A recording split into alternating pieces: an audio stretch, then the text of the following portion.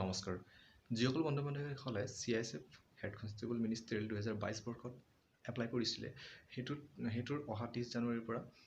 PST হ'বলৈ গৈ আছে নিজৰ চেণ্টাৰত যিসকলে অসমৰ পৰা এপ্লাই কৰিছিলে অসমত দুটা চেণ্টাৰ আছে গুৱাহাটী আৰু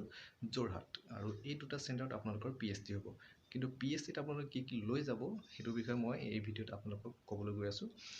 PSTত আপোনালোকে প্ৰথমতেতো এডমিট কাৰ্ড থাকিব যেটো এডমিট কাৰ্ড আপোনালোকে দিছে PSTৰ কাৰণে সেইটো এডমিট কাৰ্ড লাগিব লগতে আপোনালোকৰ যিখিনি এডুকেশ্যনেল কোৱালিফিকেশ্যন আছে সেই কোৱালিফিকেশ্যনসমূহৰ সম্পূৰ্ণ ডকুমেণ্টেৰ জেৰক্স কপি এটা লাগিব ফটোকপি এটা সেট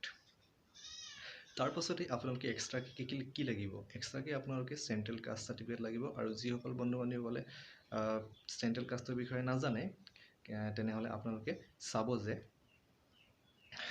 এডভাৰটাইজমেন্ট য'ত আছে এডভাৰটাইজমেন্টত তাতে দিয়া আছে যিসকল ST SC বিলং কৰে তেওঁলোকৰ কাৰণে NXL 3 দিয়া আছে আৰু OBC কাৰণে NXL 4 দিয়া আছে আৰু তেওঁলোকে চেন্ট্ৰেল কাষ্টৰ ফৰ্মেট হেতুই আৰু সেই ডকুমেন্টটো সেই ফৰ্মেটটো লৈ আপোনালোকে সাৰ্কুল অফিচ অথবা ডিস্ট্ৰিক্ট অফিচত ডিচিৰ যোগেদি আপোনালোকে ইস্যু কৰাব পাৰিব তেওঁলোকে হেতু সহি কৰি দিলে আপোনালোকৰ সহি আৰু সিল মৰাই ল'ব হেতু কৰি ললে আপোনালোকৰ চেন্ট্ৰেল কাষ্ট বনি যাব আৰু সেই চেন্ট্ৰেল কাষ্টটো আপোনালোকে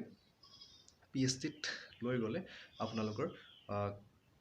এপ্লিকেশনটো আপোনালোকৰ PST কোৱালিফাই কৰাৰ সম্ভাৱনাটো বেছি থাকে